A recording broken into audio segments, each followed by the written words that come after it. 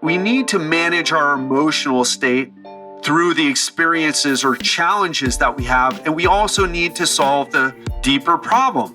The issue is most of us, what we do is we never address the problem directly until it gets really, really bad. And we mostly use emotional coping, and we mostly use ways of coping that have side effects. We use alcohol and we use food. Welcome to the Legendary Life Podcast, where it's all about taking control of your health, losing fat, transforming your body, and living the life you deserve with celebrity fitness trainer and longevity enthusiast, Ted Rice. Today, we're going to talk about the number one struggle that my entrepreneur clients have shared with me. I'm going to talk about their number one struggle, and I want to ask you, what do you think that is? Well, if you said stress eating, then you're right. You're correct. That is the number one thing that executives, entrepreneurs, and other high performers struggle with. The stress comes on, triggers cravings, they end up eating. The eating kind of helps them feel better, but the side effect of that is the pounds start to pile on. So if you're wanting to understand my method for conquering stress eating, I'm going to share it with you today. What is up, my friend? Welcome back to the show. I'm your host, Ted Rice, coach to entrepreneurs and other high-performing professionals. And I want to tell you, this is not just an entrepreneur or executive problem. Obviously, it's a problem so many people struggle with, and it's a problem that I've struggled with. Now, I've been working for myself since I was 22. I was an entrepreneur, but didn't really know I was an entrepreneur. I was a solopreneur, but then someone told me one day, hey, man, you got to get your act together. So anyway, my point is this: I used to stress eat.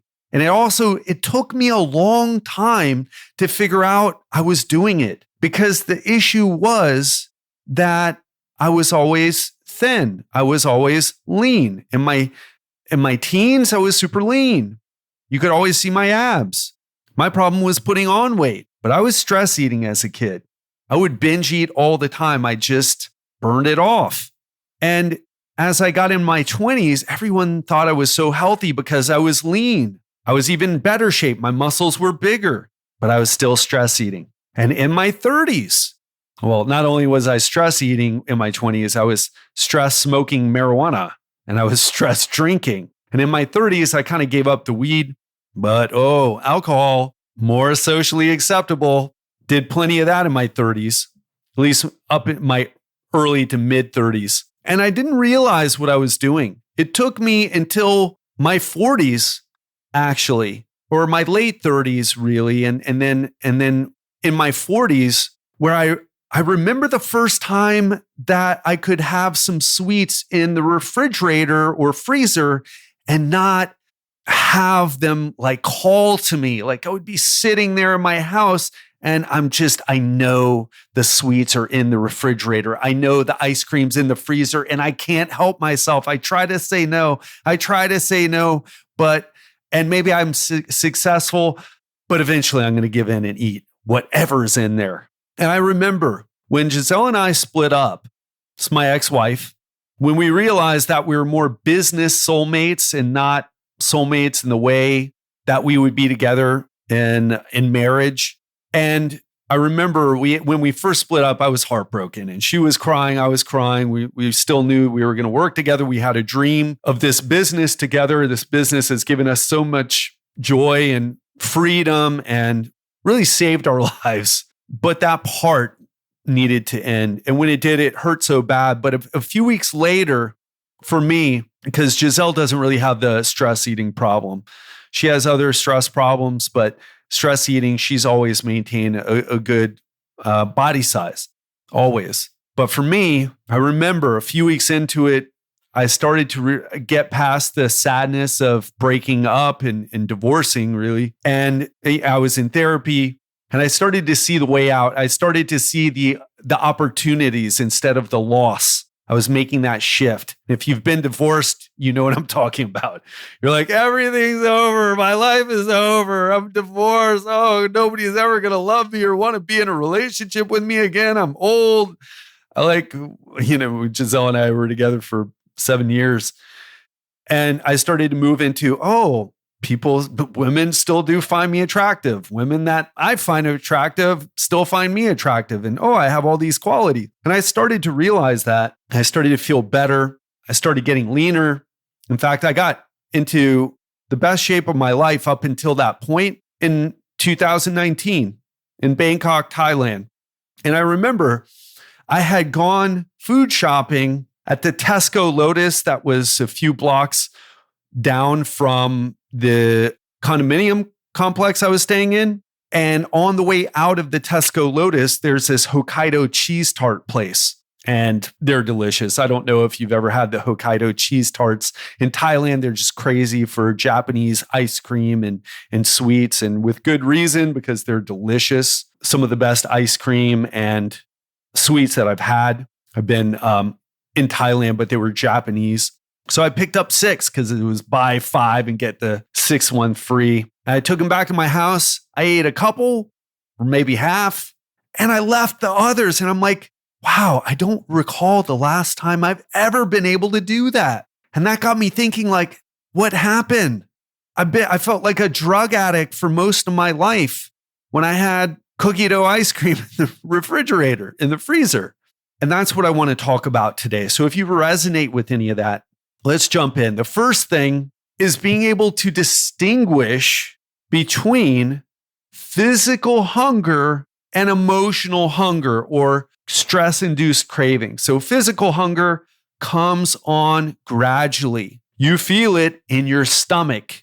You start to release this hormone called ghrelin, and you've had the stomach grumbles before. It's caused by ghrelin, by the way, that hunger. And any food will do. I mean, if someone gives you a few slices of pizza or burger and sweet potato fries, or whatever, but you're hungry, you would also eat the healthiest salad. You eat a chicken salad with dressing on the side. You don't care. Just give me something. I just need to eat. And it's easy to satisfy when you have enough food, no matter what type of food it is. You feel fulfilled. You feel satiated. But stress-induced cravings hit suddenly. And it's a mental craving. And it's usually a specific food, and it's very hard to satisfy. In fact, I remember I don't even remember exactly what it was that triggered me, but I remember I was already full. Then something happened and I was like, I need to eat something. I need something now.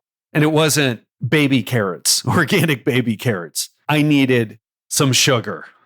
And really, when we say that, it's just a fun way of saying, it's just a more fun way of saying hyper palatable foods. So cookies, something with sugar and something with fat, highly processed. And that mouthfeel just makes my brain go, this is pleasure. That's a craving, a stress-induced craving. I don't remember if it was a fight with someone or I'd just gotten some bad news. I forget what it was, but I needed some ice cream. So next time you have this, so developing awareness here is key. You need to be able to distinguish between physical hunger and emotional hunger or stress-induced cravings. And again, there's these very easy distinctions. So ask yourself, next time you feel this, ask yourself, is this physical hunger or is this one of them cravings? I remember I've been in, and I know you can relate to this. I've been full and I'm like, I know I need something sweet. And then you eat something sweet and you're like, no, I just need a little bit more of something sweet. And then you have a little bit more and your stomach is starting to hurt, but yet you're still spoon feeding yourself. In my case, ice cream. It's my go-to. It's my drug of choice. It's the responsible person's drug of choice, right? I remember my client, Sarah, who lost 100 pounds in a year. She's like, look, I'm the Christian mom. I'm never going to be doing meth off the toilet seat, okay? Never going to happen, but I'll get into some chocolate cake. So being aware, is it physical hunger? Is it emotional hunger? And the second thing is you need to identify the trigger. What is triggering you? Is it something specific? I've talked a lot about the craziness of my life, but I want you to think about, the craziness of your life. I remember a client telling me, hey, I'm good. From the morning, I feel amazing. But after a day of running my business, 5 p.m. comes around, time for a steak, time for a few glasses of wine, and maybe some chocolate lava cake for dessert. once the floodgates are open, just keep going, right? Especially if alcohol is involved, lowers your inhibitions. Had another client running a successful company. He felt bad that he was feeling stressed from being so successful, but so it doesn't need to be like a bad thing. Oh, I'm going through a divorce. It doesn't need to be that. It could be from a good situation. It's just too much of a good thing becomes stressful, just like exercise. You can lift weights, but imagine lifting weights every hour on the hour for 30 minutes, 24 hours all day long. That's going to get a bit old. You're going to feel, I feel terrible. A good thing can turn into a bad thing if it's too much. The key is recovery. So again, identify your trigger. Identify your trigger. And then the third thing we need to do is evaluate our coping strategies. We have two ways of coping. We have emotional coping, and then we have problem-solving coping. For example, eating, let's go with the obvious example here. Eating food doesn't solve any problem. The only thing that eating food does in terms of solving problems is if you have physical hunger. If you're really hungry, you need to eat. Because for those of you who've done intermittent fasting, especially, stress levels go up when you're hungry, can't think straight. Food solves that problem. But if you've got a problem in your marriage, I remember talking to a client. She's like, I'm eating, and I'm asking her, well, why are you eating? And then why are you eating so much during the day? And then after further questioning her, it was a situation with her husband. And I'm not going to divulge the personal details, because I want you to take this and apply it to yourself. Because food won't fix a problem with your husband. Food won't fix the problem that you hate your job.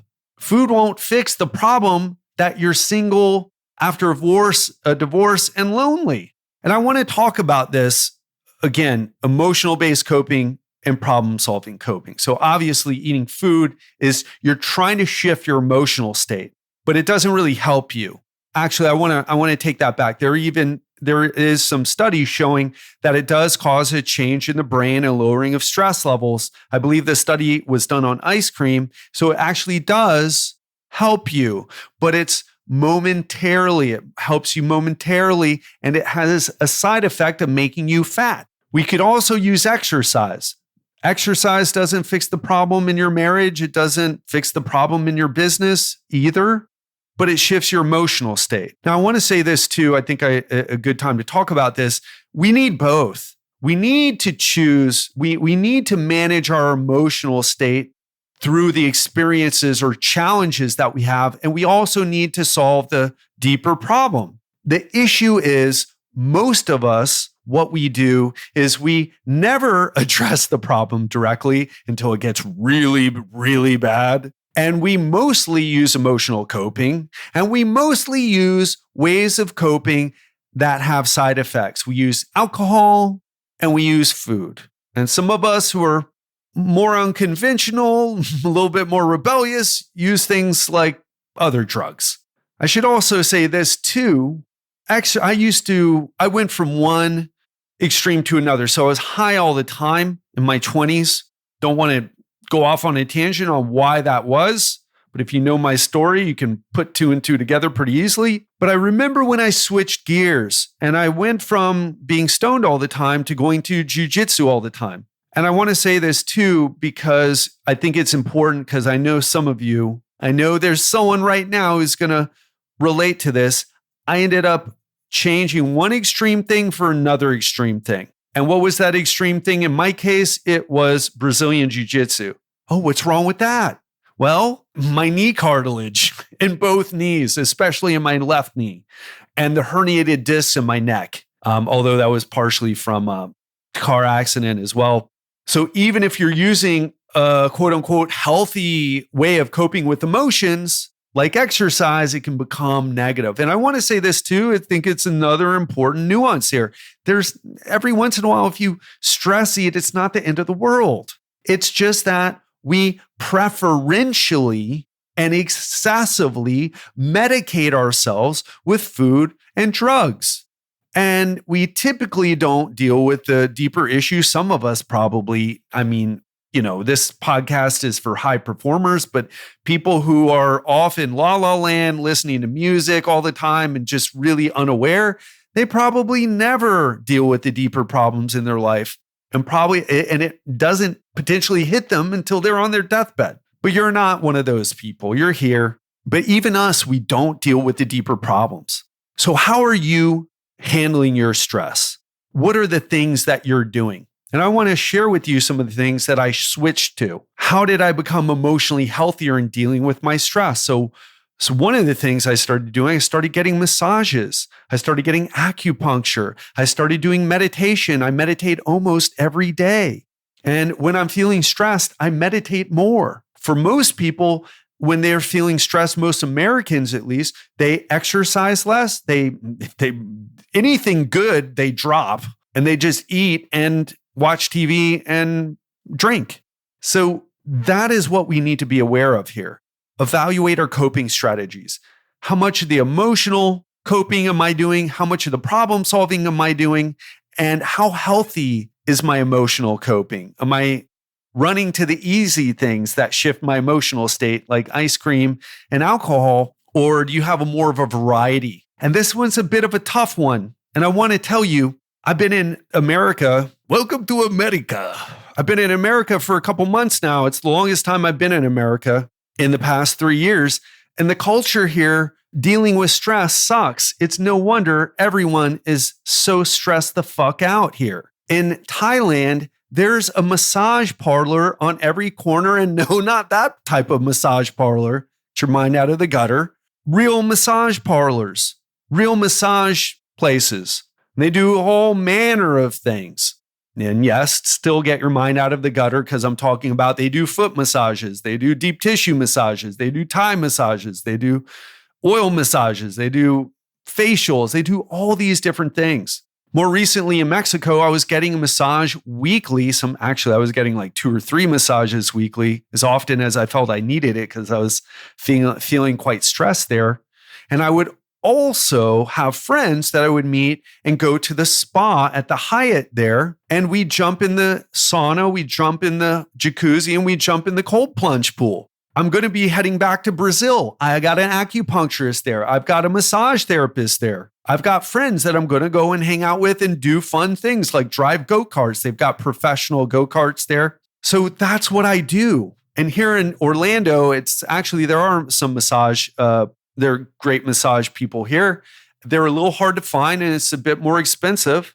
But I've been going to the parks and having these amazing times riding the roller coasters and just being immersed in this magical environment of a theme park. Now, you may hate theme parks and you may not like massages, but the point is this: you need to adopt some things, to experiment with some things so that you can lower your stress on demand without alcohol or food. You may hate meditation. In fact, I had a conversation with a client recently. I said, well, he said something kind of funny. Glenn, if you're listening, shout out to you. He said, well, someone told me, he was telling me about a story of when he was talking about how he stress eats. He runs a company and he was talking about stress eating. He was talking about how he shared it with someone. And then they're like, oh, why don't you just go for a run? That's stupid advice. Everybody, especially if they're running a company, they're smart enough to know that going for a run is better than shoving food in their face. And he kind of said, yeah, I kind of felt like telling that person to shove the run up his ass. And I said, yeah, and you should, because it's stupid advice. But here's what I want to ask you, Glenn. What is the thing that you feel like would be great for you? And then he started talking about doing some recording and playing around with some music recording software. I don't play music anymore, but I remember when I used to. Story for another time, folks. I'll even share some of my music that I recorded in the band. I think you'd be surprised. I'll slap it on the end of an episode one time. But I remember when I used to play, I used to be very stressed, and then I would play my bass, and 5 or 10 minutes later, I was just like, wow, how incredible do I feel right now? I said, you should totally go do that. Because here's the thing, you don't need as much exercise as you think compared to controlling the stress eating if you want to lose fat, because it's so hard to burn calories with exercise and so easy, or much easier rather. It's not that easy, but we'll talk about that in a second. But once you manage your emotions, it's so much easier to not eat the 300 or 500 calories that you'll have to burn off later with exercise. Because you could do 30 minutes of running. Gosh, most people hate running. I do. And then on the way out, you grab yourself a Snickers and a Gatorade, and guess what? You just ate back your calories. You net zero. Now you're in better shape, you're in better cardiovascular shape, but fat loss, no. No. So what is that thing that you could try as an alternative? And then after that, you need to create the plan. You need to schedule the activities. So we've talked about distinguishing between physiological hunger and stress-induced cravings. We talked about identifying the triggers. We've talked about evaluating your coping strategies. How much emotional coping are you doing? Are you doing any problem solving? And then we need to figure out what are the things that we can try that are different than shoving food in our face and throwing back an IPA or a few glasses of wine. What are those strategies? And they're different for everyone. And then we need to schedule them. We need to take action. And that's what I get my clients to do.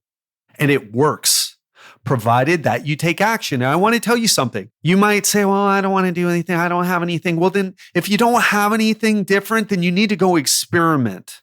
Gosh, don't be a baby.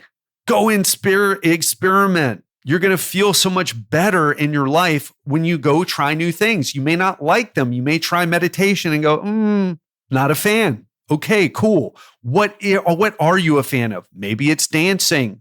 Maybe it's playing a musical instrument. I had someone tell me recently, she's not a client, but she's referred clients actually, and she's in my Facebook group. Shout out to you, Melanie. And she said that she likes to do things with other people. She's like, it's not as important what I do, but it needs to be done with other people. So what can you do? What's something you can experiment with? Or what is that thing that you know works for you, but you just haven't been doing?